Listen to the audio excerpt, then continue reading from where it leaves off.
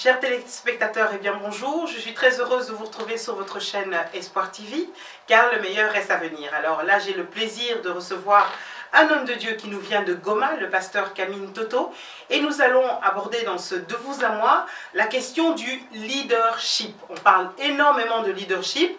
On va savoir aujourd'hui, selon le pasteur Camille, qu'est-ce qu'un bon leader, comment être ou devenir un bon leader. Toutes ces questions, c'est ce que je vais lui poser dans quelques instants sur votre chaîne Espoir TV. J'aimerais d'abord vous remercier également parce que vous êtes de plus en plus nombreux à nous suivre. N'oubliez pas que vous pouvez nous contacter sur les numéros que vous voyez défiler sur votre écran ainsi que sur l'adresse email. Voilà, bonjour pasteur Camille. Bonjour. Comment allez-vous? Je vais très bien, et vous-même? Ça va, par la grâce de Dieu. Dieu nous soutient, on est là. Alors, je vais vous demander de vous présenter. Qui est le pasteur Camille Toto? Camille Toto est un serviteur de Dieu qui a été appelé il y a plusieurs années de cela, qui est très heureux de servir le Seigneur, marié et père d'une multitude spirituelle, et qui est très heureux de se retrouver dans un endroit qui avait été déclaré comme l'endroit le plus dangereux du monde, mais où le Seigneur est en train de faire de grandes choses. Et nous avons une organisation que nous appelons Un Jour Nouveau, qui a en son sein une académie de leadership, qui œuvre avec les femmes, avec les hommes, avec les enfants, qui a récemment démarré une aumônerie, mais aussi une école primaire. Et je suis engagé pleinement avec une équipe formidable avec laquelle nous accomplissons de grandes choses pour la gloire de Dieu. Alors, leadership, on entend ça beaucoup, mais on ne se rend pas compte parfois de l'importance de cette notion de leader et combien ça peut influencer énormément de choses dans notre temps aujourd'hui. Alors, vous avez parlé notamment de l'académie de leadership que vous avez créée au sein de votre organisation.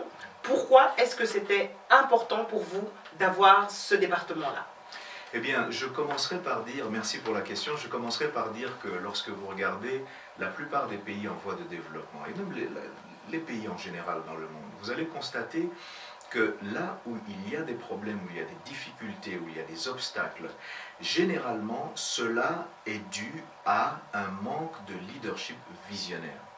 Vous avez un continent comme l'Afrique, riche en ressources du sol et du sous-sol, mais immensément riche. Le Congo, d'où je viens par exemple, est l'un des pays qui, si on devait classer rien qu'en rapport avec les ressources du sol et du sous-sol, eh bien serait l'un des pays les plus riches du monde. La question qui se pose est de savoir pourquoi dans ces pays en voie de développement, il y a plus de gens qui sont pauvres que dans les pays qui ne disposent pas d'autant de ressources. Je prends l'exemple du Japon où il n'y a pas grand-chose en fait, c'est une île. Mais le Japon par exemple est numéro 1 dans l'industrie de l'automobile et de l'électronique dans le monde, alors qu'en fait, il n'y a pas grand-chose. Et quand vous vous posez cette question, eh bien vous venez à la conclusion que c'est un problème de leadership. Mais attention, ce n'est pas seulement le leadership politique. Parce que quand on parle de leadership, on se pose la question de savoir pourquoi un homme de Dieu viendrait-il à parler de leadership? Est-ce qu'il est impliqué dans la politique ou pas? Non, non, je ne parle pas seulement d'un problème de leadership politique, c'est un problème de leadership à tous les niveaux, administratif, ecclésiastique, scolaire et autres. Si Familial. Si chaque individu comprend que lorsque Jésus-Christ donne la mission à ses disciples et à ses apôtres, allez et faites de toutes les nations des disciples, eh bien, il est en train de parler du fait que allez et devenez des leaders comme moi-même, je le suis. Et donc, nous avons décidé de commencer cette académie parce que nous nous sommes dit, il y a 4 catégories de personnes dans le monde. La première catégorie sont les gens qui observent les choses et ne font pas grand-chose. La deuxième catégorie, ce sont ceux qui se posent la question de savoir, mais pourquoi les choses sont-elles en train de se produire? La troisième catégorie, c'est ceux qui auraient pu intervenir, mais qui ont décidé de ne pas intervenir. Mais la quatrième catégorie de personnes sont ceux qui observent l'événement, les événements, le cours des événements, et se disent, nous allons provoquer l'accomplissement d'événements que nous souhaitons voir. C'est-à-dire, ce sont des gens qui transforment et qui réécrivent l'histoire de l'humanité. C'est-à-dire, ils se disent que mon apport sur cette terre doit être et doit servir à quelque chose. Et cette quatrième catégorie de personnes sont ceux qui écrivent de nouveaux chapitres dans l'histoire de l'humanité. Et nous nous sommes dit, eh bien, l'Académie de leadership va être comme cette usine de fabrication de leaders qui vont aller impacter, influencer le monde entier.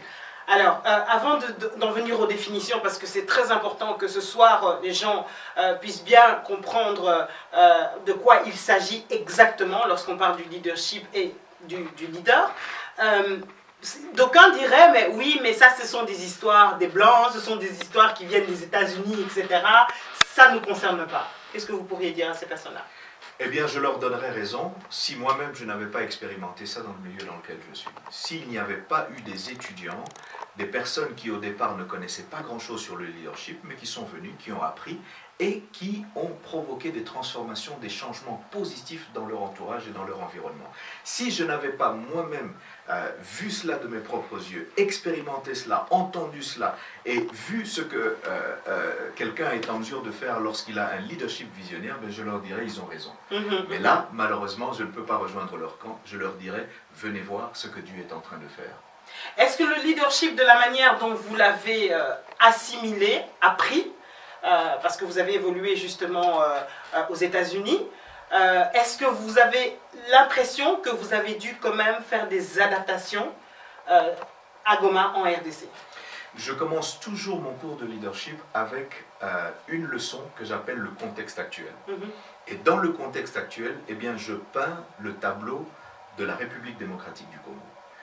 Le premier tableau, c'est celui, évidemment, de l'immense richesse de ce pays. Je parle des ressources du sous-sol, évidemment, l'or, l'étain, le diamant, etc., etc. Et je raconte des fois une histoire un peu marrante où Dieu est en train de distribuer les ressources dans le monde et il va partout, il va en Arabie, je veux dire au Moyen-Orient, et là il donne le pétrole, il va en Russie, il donne un peu de fer, et puis il arrive au Congo, il est fatigué, il doit rentrer au ciel, et là il prend le sac dans lequel se trouvaient toutes ces ressources, et il le tourne et il dépose tout. Alors l'or, le zinc, le diamant, le coltan, la cassitérite, tout ça est resté au Congo. En fait, tout ça, c'est simplement pour dire que voilà le tableau initial. D'accord. Et c'est comme si un parent était en train de préparer l'avenir de son enfant et il dit, je dois me rassurer qu'il aura tout ce dont il a besoin. Je le mets dans la meilleure école, je me rassure qu'il a les soins de santé nécessaires, je me rassure qu'il a absolument tout ce qu'il faut au niveau de l'alimentation, etc. C'est ça. Le deuxième tableau maintenant, je parle de tous les défis de la RDC. Il n'y a pas longtemps, la RDC a été appelée la capitale mondiale des violences sexuelles. Un taux record d'enfants qui sont engagés dans les groupes armés. On parle d'un pays où la majorité de la population vit en dessous du seuil de pauvreté. On parle de tous ces défis, on se demande comment est-ce que vous pouvez réconcilier le premier et le deuxième tableau. Et c'est là que je commence mon cours de leadership. Je me dis, voilà, comment faire en sorte que tout ce qui a été mis à la disposition de l'épanouissement du Congolais, comment faire que toutes ces choses puissent réellement servir aux Congolais. Faut-il attendre l'aide de l'étranger? Faut-il attendre un sauveur qui nous viendrait encore? Ou faut-il réaliser qu'en fait nous avons reçu tout ce dont nous avons besoin pour être des gens qui changent et transforment notre environnement? C'est pourquoi la devise de Un jour nouveau, c'est aider chaque individu à découvrir, à développer et à déployer son potentiel. Afin de se prendre en main. Se prendre en main et être une bénédiction pour son entourage. Sœur Julie, pour moi, le plus grand leader que le monde n'ait jamais connu, c'est Jésus-Christ. Comment voulez-vous un être humain vient sur cette terre, sa naissance va diviser la ligne du temps en deux parties, avant et après Jésus-Christ. Nous sommes à peu près 2000 ans après son passage sur Terre et aujourd'hui on continue à parler de Jésus-Christ. Votre émission est basée sur les principes, les notions qu'il a enseignées il y a plus de 2000 ans. Il n'avait pas d'armée, il n'avait pas de gouvernement, il n'avait pas de royaume physique. Il était jeune. Il était jeune. On ne le dit pas très souvent, mais il était jeune. Il était jeune. 33 ans, mort à 33 ans, c'était très jeune. Mort à 33 ans, son ministère n'a fait que de 30 à 33 ans. Il a choisi des personnes que vous pouvez vous poser la question de savoir, mais non, mais écoutez, Jésus, on vous donne la mission d'aller sauver l'humanité, vous prenez un pêcheur, Pierre, vous prenez un collecteur d'impôts, vous prenez... Non, il fallait prendre des rois, des gouverneurs, des princes, il fallait prendre des présidents, des premiers ministres. Non. Jésus va prendre des individus en qui il savait que lorsqu'ils ont été créés, ils avaient un trésor au-dedans d'eux. Et tout ce qu'il leur faut, c'est de croire en Dieu et de croire en eux et de mettre en exergue tout le bien ou toutes les ressources qui sont en eux. Et découvrir peut-être aussi. Il faut le découvrir. Il faut le découvrir. Vous savez, quand vous prenez n'importe quel objet qui a été créé, je prends ce iPad qui a été créé, eh bien, chaque objet a été créé 2 fois. Chaque objet qui existe sur Terre a été créé 2 fois. La première chose que l'objet, le premier moment où l'objet a été créé, c'est dans la pensée du concepteur. Nous sommes en train de construire un édifice à Goma, le centre Un Jour Nouveau, et ce centre existait dans ma pensée. Qu'est-ce que j'ai fait? Je connaissais l'utilité, je savais à quoi il allait servir, je savais où est-ce que j'allais le mettre. Et qu'est-ce que j'ai fait? Je l'ai communiqué à l'architecte. J'ai dit, architecte, voilà ce qui est dans ma pensée. L'architecte ne le voit pas, personne ne le voit. Mais je lui dis, voilà ce qui est dans ma pensée. Il commence à dessiner, et puis je corrige, non, c'est pas exactement ça, il faut changer ici, c'est ça que je vois, etc., etc. Et puis un beau jour, l'édifice existe. Quelqu'un s'assoit et suit les cours à l'Académie de Leadership dans le bâtiment. C'est la 2e fois que maintenant il a été créé. Ça veut dire quoi? Ça veut dire que quand Dieu dit que je connais les projets que j'ai formés sur vous, projets de paix et non de malheur, afin de vous donner un avenir et de l'espérance, c'est le même livre de Jérémie dans lequel le 1er chapitre, il dit « Avant que tu fusses formé dans le sein de ta mère, je te connaissais. » En d'autres termes, tu étais dans ma pensée avant que tes parents se rencontrent. Ça veut dire que quand nous venons sur cette terre, Julie, eh bien, nous devons découvrir qu'en fait, nous avons déjà été créés à accomplir certaines choses. Le iPad n'a pas le loisir de se dire « Écoutez, moi, j'aime pas ma forme, eh bien, aujourd'hui, à partir d'aujourd'hui, je vais servir de microphone. » Le iPad n'a ni la forme, ni la capacité, ni les compétences, ni les objets, les outils qui peuvent le permettre d'agir comme un microphone. Ça veut dire que l'une des responsabilités que nous avons sur cette planète Terre, même en tant que leader, c'est de découvrir pourquoi nous avons été placés sur Terre. Comment vous arrivez à faire comprendre ça à des gens qui ont vécu des atrocités à l'Est où vous êtes, à Goma, je veux dire, qui sont démunis de tout? Comment leur faire reprendre un minimum, ne fût-ce qu'un minimum, confiance en eux-mêmes? Eh bien, si je disais que c'est moi qui le faisais, je mentirais. Je crois que c'est Dieu qui le fait à travers nous et par son esprit. Mais justement, l'une des choses que j'admire dans le lieu que nous servons, parce que évidemment quand on parle de leadership, des fois je suis invité à intervenir à certains endroits et je trouve toujours très intéressant que les gens me posent la question de savoir, bon pasteur, est-ce que vous allez être plus académique ou biblique? Alors je dis, mais ça dépend, qu'est-ce que vous voulez? Et quand ils me disent, non, non, soyez un peu plus académique, je comprends qu'ils ne veulent pas que je cite des versets bibliques. Vous savez ce que je fais? Tout ce que je fais, c'est que je parle du leadership, je parle des principes, je parle des concepts, et quelquefois, évidemment, je cite des versets bibliques sans en donner les références. Et généralement, ils sont très impressionnés, formidables, c'était très intellectuel, mais en fait, c'est la Bible. Tout à fait. Et c'est pour ça que je parle de ça. Donc, ces personnes qui ont traversé ces moments difficiles, ce que j'aime chez Dieu, c'est qu'il a cette capacité justement de prendre ce que le monde a rejeté et il le valorise. Le leader par excellence. Le leader par excellence. Eh bien, quelqu'un regarde David. Qui est David? C'est un petit berger qui sent mauvais. C'est un petit garçon qui est un peu turbulent, ses grands frères savent qu'il est difficile à la maison, etc. Mais quand Dieu regarde David, il voit un grand leader, il voit le roi dans le berger. Dieu voit le vaillant héros dans le peureux Gédéon. Dieu voit le grand leader dans le fugitif et meurtrier Moïse. Alors, pour nous, c'était en fait être en accord avec Dieu, en partenariat avec Dieu, pour parler aux Gomatraciens, aux gens de l'Est en général, et leur dire que peu importe ce que vous voyez comme reflet dans le miroir, commencez à adopter le regard de Dieu sur vous-même et sur votre environnement. Un changement de mentalité. Un changement de mentalité, que ce n'est pas un hasard ni un concours de circonstances que vous vous retrouvez à l'Est. C'est parce que Dieu savait qu'il fallait qu'il y ait un Moïse, un Josué, et pourquoi pas un Gédéon qui soit en mesure d'être utilisé par Dieu pour changer le cours des événements. Alors, définition, c'est quoi? On va être un peu plus académique maintenant. Eh bien, alors... c'est quoi le leadership, cette notion de leadership? Et c'est quoi être, comment être ou devenir, devient-on ou est-on un bon leader? Bon, il y a un grand débat entre devenir et être. Il y a plusieurs écoles de pensée. Il y a une école de pensée qui dit que, bien, on est leader, donc c'est inné. Il y a une autre école de pensée qui soutient qu'on le devient. Et puis il y a une école de pensée qui soutient qu'effectivement certains sont nés, Mais même s'ils sont nés leaders, ils peuvent toujours apprendre à être un meilleur leader. Donc, ils épousent les deux, et moi, je suis de cette dernière école de pensée. Voici les définitions. Permettez-moi de dire aussi que autant il y a d'auteurs, autant il y a de définitions. Et en fait, même en vous parlant, je peux en sortir une maintenant, et elle sera simplement signée Pasteur Camille Couteau, parce que, évidemment, vous comprenez le concept et vous mettez les mots ensemble, et voilà, les gens utilisent la définition. Donc déjà, c'est un concept. C'est un concept. Okay. C'est pas une science. On peut dire que c'est une science. Beaucoup de gens parlent plutôt d'un art qu'une science. Ce n'est pas avec des calculs exacts, mais c'est avec des notions à utiliser, à appliquer des principes, et à mettre en application. Exactement. Alors, je donne quelques définitions. Voilà, le leader est cette personne en mesure de conduire les hommes vers un objectif bien défini, ou des objectifs bien définis. Voici ce monsieur, James George, qui lui dit que le leadership est l'habileté, la capacité d'obtenir des suiveurs ou de se faire suivre. Madame Julie, je vous poserai la question si vous voulez savoir maintenant même si vous êtes un leader ou pas. Oui, j'aimerais.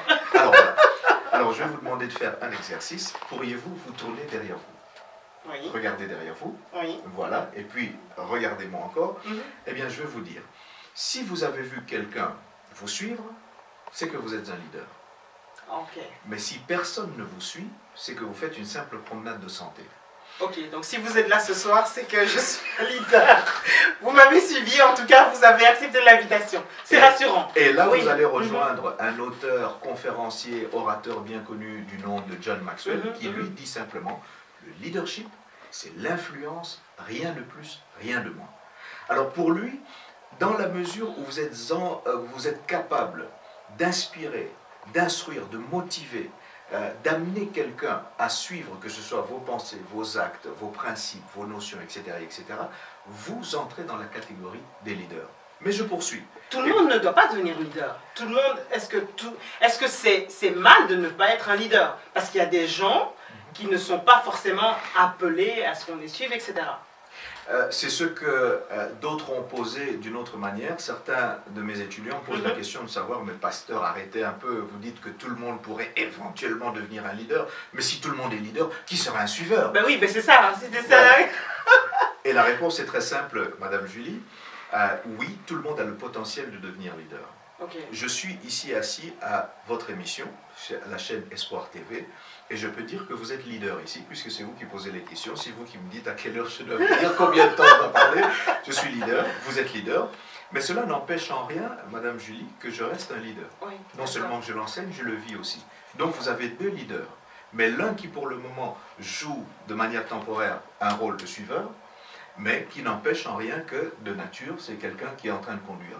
Et vous verrez ça dans la déclaration de Jésus-Christ lui-même, qui dit ceci: le Fils ne fait que ce qu'il voit faire au Père. En d'autres termes, il suit le Père, et parce qu'il suit le Père, il se fait suivre par les disciples. Vous entendez l'apôtre Paul dire « Soyez mes imitateurs comme je le suis moi-même de Christ ». En d'autres termes, un bon leader est un bon suiveur. Okay. Il suit ou les principes ou il suit quelqu'un d'autre. C'est pour ça que je dis toujours à un leader, il est très important d'avoir un mentor. C'est-à-dire quelqu'un qui vous conduit sur le point de vue spirituel. Vous pouvez même avoir un mentor sur le point de vue professionnel, émotionnel, familial, etc. Vous admirez un couple par exemple, eh bien essayez de prendre ce couple comme étant le mentor de votre couple. C'est très important. Alors je vous donne une autre définition, pardon. Monsieur John Ashcroft, ancien ministre de la Justice du gouvernement américain, dit ceci. Premièrement, le leadership est l'identification des buts et des objectifs nobles. L'identification des buts et des objectifs nobles.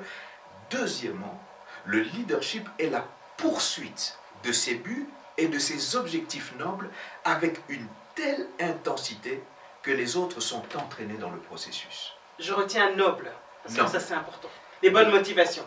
Exactement, parce que si vous ne prenez pas ce premier aspect de la définition, eh bien, effectivement, vous serez d'accord avec moi qu'un monsieur comme Hitler était un leader. Oui. La question est de savoir, était-il un bon leader? C'était un leader, ça c'est indéniable. Mais était-il un bon leader? Selon cette définition, non. Parce que premièrement, c'est l'identification des objectifs nobles. Mais je vais vous donner une définition qui pourrait éventuellement vous choquer. C'est que le leadership est la capacité, selon Dwight Eisenhower, Le leadership est la capacité de faire faire à quelqu'un quelque chose que vous voulez voir fait parce qu'il a envie de le faire. Ma sœur Julie, Parce qu'il a envie de le faire. parce qu'il a envie de le faire, ça devient explosif, dynamique et quelque peu choquant. Parce que si vous vous limitez à la première partie de la définition, le leadership est la capacité de faire faire quelque chose à quelqu'un que vous voulez voir faire, eh bien ça devient de la tyrannie, de la dictature, ça devient de l'exploitation, de la manipulation et tout ce que vous voulez. Mais vous terminez cette définition en disant parce qu'il a envie de le faire. C'est là que le leader comprend une chose très importante et très essentielle, Madame Julie, c'est que Dieu n'a créé aucun individu sur la planète Terre avec la volonté, le désir et le souhait d'échouer, d'être un raté, d'être le dernier, un nul, quelqu'un qui n'accomplirait rien. Il n'y a personne qui s'assoit, à moins qu'il soit détraqué, mental ou un problème spirituel, qui s'assoit et qui planifie sa vie et qui aimerait avoir autant d'échecs, autant de défaites, autant de challenges et de défis, ne réussir à rien, être un nul et un raté. Ça n'existe pas. Tout comme un parent ne pourrait pas souhaiter cela de son enfant. Ça veut dire que le leader comprend qu'en chaque individu, il y a le souhait, le désir et la volonté de la grandeur. Et parce qu'il sait qu'il y a la volonté de la grandeur, de la réussite, de la croissance, de l'expansion, eh bien le leader utilise ce que le Créateur a placé dans cette personne pour simplement recadrer. Donc là où il y a échec, ça veut dire qu'il y a échec de leadership également? Quand il y a échec, attention, l'échec ne fait pas de l'individu un échec. L'échec arrive. C'est-à-dire que je peux éventuellement échouer, mais pour le leader, il fera cette déclaration. Il m'est arrivé de réussir et il m'est arrivé d'apprendre. C'est-à-dire ce que les gens appellent échec, le leader appelle leçon d'apprentissage. Mais évidemment, le commun des mortels peut appeler ça échec. Le leader lui dit non, non, ça c'était une leçon d'apprentissage. En d'autres termes, cela ne fait pas de moi un échec. Et je voudrais parler à quelqu'un qui est en train de me suivre en ce moment. Si vous avez essuyé des défaites dans la vie, cela ne fait pas de vous un échec ni une défaite, mais simplement que vous étiez en train de monter une marche, et si vous avez appris la leçon, eh bien vous ne répéterez pas la même erreur. Beaucoup de ceux qui ont réussi ont commencé par des tentatives qui n'étaient pas très glorieuses au départ. Quand on voit l'état du monde actuellement, on ne peut pas se dire que bon, voilà, le tableau est très positif, c'est pas beau tout ce qu'on voit, des crises un peu partout. C'est quoi alors? C'est quelque part le leadership qui n'a pas bien fait son travail? Les leaders qui n'ont pas bien travaillé? Ou bien on ne peut pas être à ce point réducteur et se dire que non, c'est plus profond que cela? Je crois que les deux. Je dirais que je prendrais Gandhi qui dit ceci: sois le changement que tu veux voir dans ce monde. C'est très profond cette déclaration. Je prendrais aussi Albert Einstein, ma sœur Julie, et là vous allez être choqués encore. Albert Einstein qui déclare ceci: le monde est dangereux à vivre, non pas tant à cause de ceux qui font le mal, mais à cause de ceux qui regardent et laissent faire. Et donc en d'autres termes, selon Albert Einstein, le problème n'est pas les terroristes qui sont en train de commettre toutes ces bavures et bévues qui tuent des gens, etc. Le problème, ce n'est pas Al-Qaïda ou ISIS ou tout ça. Le problème, c'est les gens qui savent faire le bien et qui ne le font pas. Et la Bible dit que si tu sais faire le bien et tu ne le fais pas, en fait, tu pèches. Albert Einstein dit, en fait, le problème, Julie, c'est toi et moi qui sommes dans cette pièce. Ce n'est pas tellement les terroristes. Parce que le pouvoir de faire le bien est plus fort que celui de faire le mal. Donc, en d'autres termes, quand quelqu'un finit par découvrir son appel sur Terre et qu'il commence à vivre la raison pour laquelle il est placé sur Terre, il est en train de résoudre un problème. C'est pourquoi chaque personne doit se considérer comme une solution. La question est de savoir, savez-vous le problème que vous êtes venu résoudre sur la Terre? Je mettrai ça en d'autres termes. Chacun d'entre nous est une clé. La question est de savoir, savez-vous quelle porte vous êtes venu ouvrir? Et je dis souvent ceci, le problème que tu vois peut être la mission que tu dois à l'humanité. Je donne un exemple très terre à terre. Martin Luther King Jr. ne supporte pas aux États-Unis de voir qu'un individu est minimisé, rabaissé, méprisé simplement à cause de la couleur de sa peau. Du coup, il agit. il a le choix de rester, de donner ses prédications calmement, tranquillement, d'écrire des livres et de se mettre à côté, de critiquer, de commencer peut-être un parti politique, pourquoi pas, il y en a qui peuvent le faire. Mais Martin Luther King Jr. réalise que si cela le rend tellement hors de lui, c'est pourquoi retenez ceci, ta frustration peut être ta direction. Le fait que tu es frustré par une situation peut être une indication que tu es venu sur la terre pour résoudre ce problème. Eh bien, il fait un rêve. I have a dream. Qu'un jour, mes 4 enfants vivront dans un pays où ils ne seront pas jugés par la couleur de leur peau, mais par le contenu de leur caractère. Vous voyez, il entre dans la 4e catégorie de personnes qui se disent « Nous allons provoquer l'accomplissement des événements ». Le mal que nous voyons dans le monde n'est pas tellement dû à ceux qui font le mal, mais plus la responsabilité de ceux qui ont le pouvoir de faire le bien et qui le font. Ça nous met face à nos responsabilités, tout ça, hein, quelque part. Absolument. Alors, on va parler du leader charismatique, le leader spirituel que vous êtes. La place du leader spirituel, justement, dans tout ça. Nous avons fait récemment une émission, justement, pour parler de cette problématique-là, en se disant, alors que le monde va mal, qu'est-ce que le chrétien doit faire? Est-ce qu'il doit faire entendre sa voix ou pas? Alors, je vous pose la question, faut-il faire entendre sa voix en tant que leader spirituel et comment la faire entendre? Je crois que c'est plus que faire entendre sa voix, il faut faire parler les œuvres.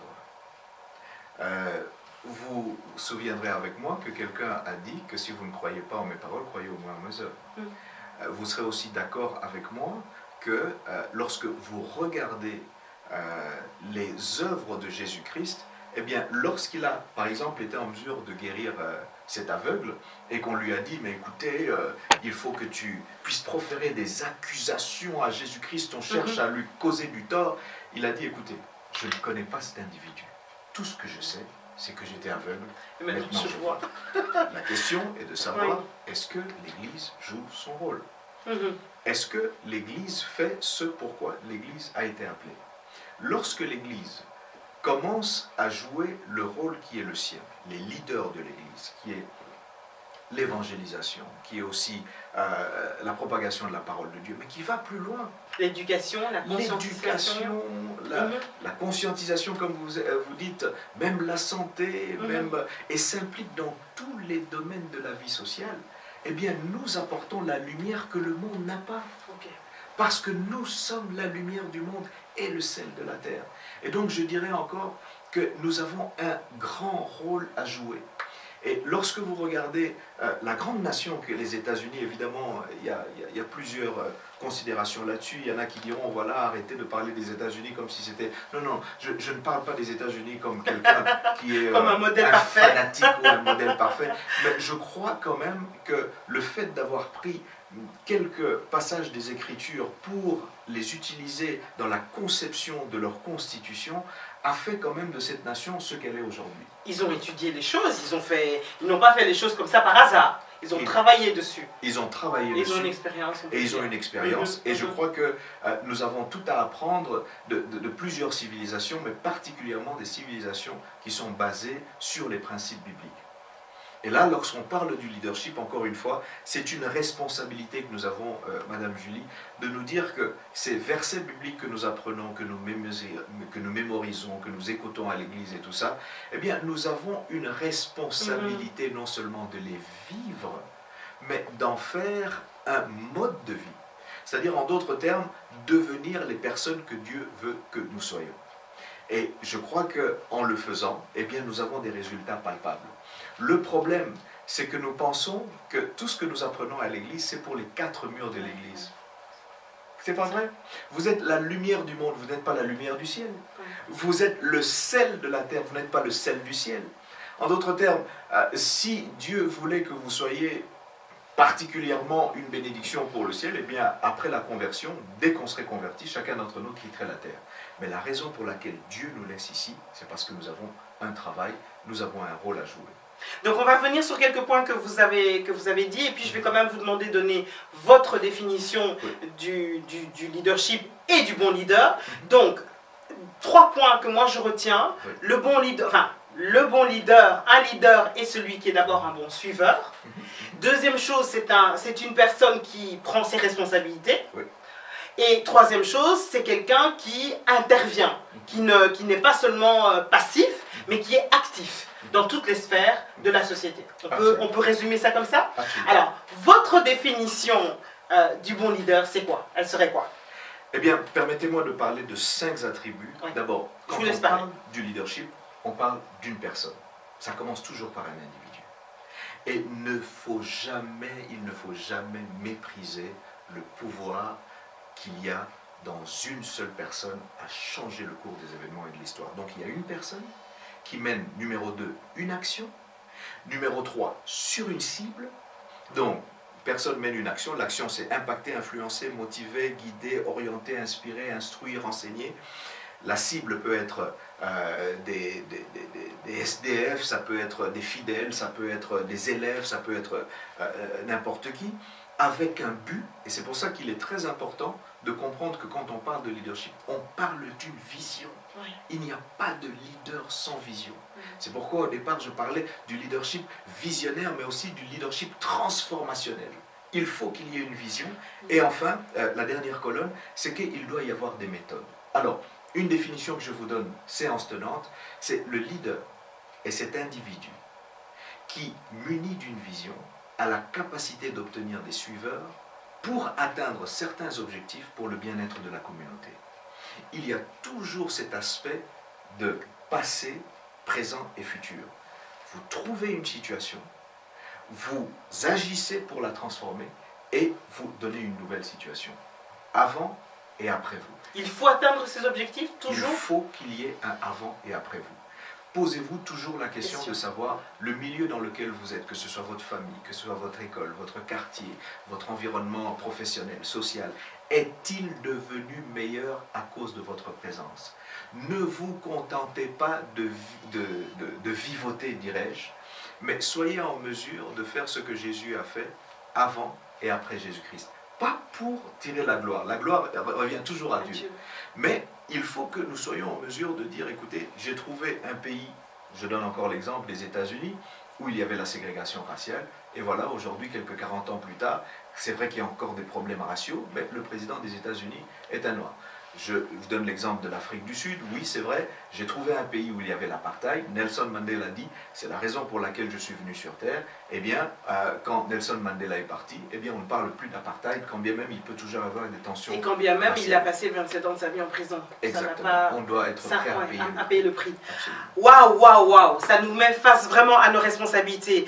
Donc, ça veut dire que chaque personne qui est là, qui nous regarde, a d'une manière ou d'une autre la capacité que Dieu a mis en elle de pouvoir influencer cette terre, Absolument. de la changer, de la transformer. Absolument. Alors la question que je vous pose maintenant, et on va peut-être conclure là-dessus, je vais vous laisser conclure, comment faire pour savoir ce qu'on doit faire et le faire? Pasteur Camille. Eh bien, je dirais tout d'abord, commencer par le fait que vous êtes sur terre pour un but, pour une raison. Mettez cela dans votre tête. Lorsque Dieu dit dans Jérémie 29, 11, « Car je connais les projets que j'ai formés sur vous », ça veut dire que avant même votre arrivée sur la terre, votre existence précède votre naissance. Parce que vous existiez dans la pensée de Dieu. Donc, commencez par là. Numéro 2, soyez impliqués ou impliquez-vous dans une cause noble. Vous pouvez ne pas nécessairement savoir quelle peut être cette cause, mais impliquez-vous dans une cause noble, que ce soit une église, que ce soit une école, que ce soit une communauté, que ce soit un quartier. Il y a quelque chose à faire pour les SDF, il y a quelque chose à faire pour les femmes victimes de violences sexuelles, les enfants orphelins. Soyez impliqués dans la vie d'une personne pour la rendre meilleure. Numéro 3, regardez la panoplie des dons, des talents, des atouts qui sont les vôtres. Ce ne sont pas des choses qui sont en vous pour rien. Il y a des gens qui savent écrire, il y a des gens qui savent parler, il y a des gens qui savent analyser, il y a des gens qui sont en mesure de composer. Regardez la panoplie des atouts que Dieu a placés en vous, et cela peut être une indication de ce à quoi vous êtes appelés. Je dirais quatrièmement, ayez un mentor, c'est-à-dire quelqu'un qui vous connaît bien et qui a marché avant vous, qui peut vous instruire, vous aider. Pour chaque Timothée, il y a un Paul. Cherchez qui est votre Paul. Et pour chaque Pierre, il y a un Jésus. Cherchez qui est votre Jésus. Quelqu'un qui peut marcher avec vous et qui peut vous aider. Ensuite, Une fois que vous avez tous ces aspects, eh bien, commencez à œuvrer en vue de justement changer votre environnement et à ce moment-là, commencez à faire une évaluation. Est-ce que ces choses sont réellement en train de marcher? Est-ce que lorsque vous vous êtes impliqué, avez-vous pu voir une différence positive? Et évidemment, munissez-vous d'une vision. Ne faites rien sans une vision. Et la vision, vous pouvez l'avoir soit par révélation ou par analyse. Il y a certaines personnes qui se mettent simplement à l'écart et qui prient, qui demandent Dieu, montre-moi ce à quoi tu m'as appelé. Et ça, c'est une très bonne méthode. Mais à défaut de cette méthode où Dieu descend du ciel et vous dit, voilà, je t'ai appelé à ça, eh bien, commencez à réfléchir sur ce qui pourrait éventuellement être une frustration pour vous. Qu'est-ce qui vous frustre? Qu'est-ce qui vous fâche? Qu'est-ce que vous ne parvenez pas à supporter? Est-ce de voir les jeunes adolescents mettre au monde avant même d'être majeurs? Est-ce le fait de voir des personnes qui sont victimes de violences sexuelles? Est-ce de voir des orphelins abandonnés? Est-ce de voir le fait que voilà, dans les médias maintenant, il y a des amateurs qui sont en train de répandre tout un tas de choses qui n'en valent pas la peine, font des télévisions sans contenu? Si c'est ça qui effectivement vous frustre, ça peut être une indication de ce à quoi vous êtes appelé. Waouh, waouh, waouh. On est en fin d'émission, mais je tiens absolument quand même à ce que vous nous parliez en quelques mots d'Un Jour Nouveau, qui est notre partenaire principal, donc d'Espoir TV. Un Jour Nouveau, alors Un Jour Nouveau c'est à Goma, Un Jour Nouveau c'est aux États-Unis et c'est également en Belgique. Parlez-nous en quelques mots d'Un Jour Nouveau et surtout vous invitez des personnes à aller vous rejoindre à Goma pour faire le travail là-bas. Donc si vous pouvez nous dire ça en vraiment quelques mots, s'il vous plaît. Très rapidement, Un Jour Nouveau est une organisation non gouvernementale. La vision d'Un Jour Nouveau est un monde paisible et prospère où chaque individu fait partie de la solution. L'adage ou la mission d'Un Jour Nouveau, c'est aider chaque personne à découvrir, développer et déployer son potentiel. Nous sommes basés à Goma. Nous avons plusieurs programmes, dont l'Académie de Leadership. Nous avons un programme pour les hommes, pour les femmes, pour les enfants, une école primaire. Nous avons aussi une aumônerie. Nous invitons toute personne de la diaspora, ou bien même ceux qui sont au Congo, à rejoindre nos efforts, à venir travailler avec nous, que ce soit pour enseigner, pour instruire, tout comme pour faire partie des différents projets que nous menons dans les différents endroits autour de Goma, au Nord Kivu et puis dans d'autres parties du Congo. Merci beaucoup, Pasteur Camille. On se revoit très bientôt. Et surtout, bonne continuation. Et merci pour tout ce que vous êtes en train de faire à l'Est et ailleurs. Voilà, notre émission est terminée. Donc, si vous voulez avoir plus d'informations sur Un Jour Nouveau, donc que ce soit Un Jour Nouveau Goma, A New Day aux États-Unis ou Un Jour Nouveau Belgique, n'hésitez pas à nous contacter. Donc, vous voyez nos coordonnées défiler sur votre écran, le numéro de téléphone, le numéro de portable ainsi que l'adresse email. Et bien sûr, nous pourrons vous donner plus d'informations. Je remercie à la technique notre frère MLML qui nous soutient. Que Dieu bénisse sa maison, que Dieu bénisse sa famille. Et je vous retrouve très bientôt. Donc un bon leader est celui qui doit écouter, qui doit suivre, qui doit faire ce qu'il a à faire. Ça nous laisse la réflexion. À très bientôt. Bye bye.